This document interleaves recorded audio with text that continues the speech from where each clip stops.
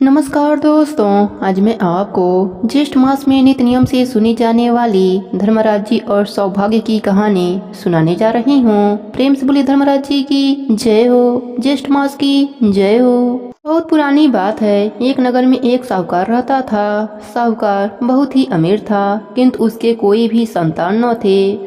उसने कई जप तप किया, दया धर्म के काम किए, पर संतान नहीं हुई। वह बहुत धार्मिक विचारों वाला था, दान पुण्य करता रहता, पूजा पाठ करता रहता। एक बार वह गुरु जी के कहने पर धर्मराज जी का नित्य नियम व्रत किया। धर्मराज जी उससे प्रसन्न हुए और साहूकार से कहने लगे, तुम्हारी तपस्या पर मैंने तुम्हें पुत्र दे दिया, किंतु यह पुत्र केवल 18 वर्ष तक ही जीवित रहेगा। जिस दिन इसकी आयु 18 वर्ष पूरी होगी, उसी दिन आधी रात को इसकी मृत्यु हो जाएगी। साहूकार घबराकर बोला, हे प्रभु, यह क्या वरदान दे रहे हैं? ऐसा अनर्थ ना करें। धर्मराज जी बोले, मुझे जो कहना था वह कह दिया, मेरा कहा हुआ टाला नहीं जा सकता। इतना कहकर धर्मराज जी अंतर ध्यान हो गए। साहूकार ने यह बात पत्नी को बताई। उसकी पत्नी ने कहा, कम से कम 18 वर्ष तक तो हम लोग पुत्र सुख पाएंगे, हम निसंतान तो नहीं कहे जाएंगे।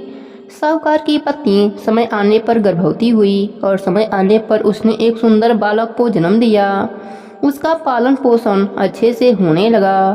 18 वर्ष का होते होते वह युवक दिखने लगा। साहूकारनी को उसके विवाह की चिंता सताने लगी। साहूकार विवाह की बात टालता रहा। साहूकारनी ने बहुत जिद करी, तब साहूकार ने बेटे का विवाह एक अच्छे घर की कन्या से करवा दिया। विवाह के बाद सब आनंद से रहने लगे, पर साहूकार को डर लगा रहता। जब 18 वर्ष पूरे होने को शेष 1 महीना बच गया तो साहूकार बहू को मायके भेज दिया।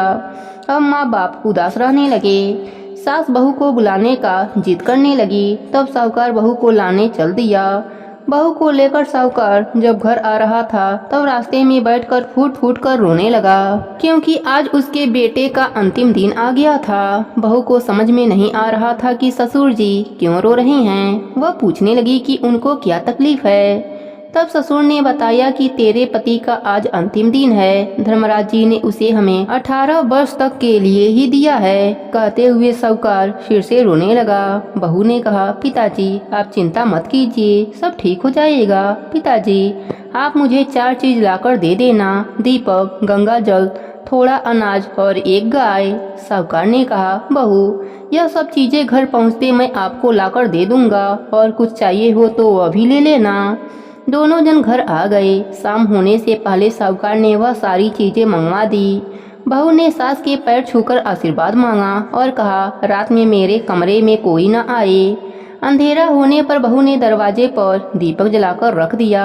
रात के पहले पहर में धर्मराज जी के भेजे 2 दूत दरवाजे पर आकर खड़े हो गए। वह अंदर आने लगे। दीपक ने उन्हें रोक दिया। दीपक ने कहा, यहाँ मेरा पहरा है, कोई भीतर नहीं जा सकता।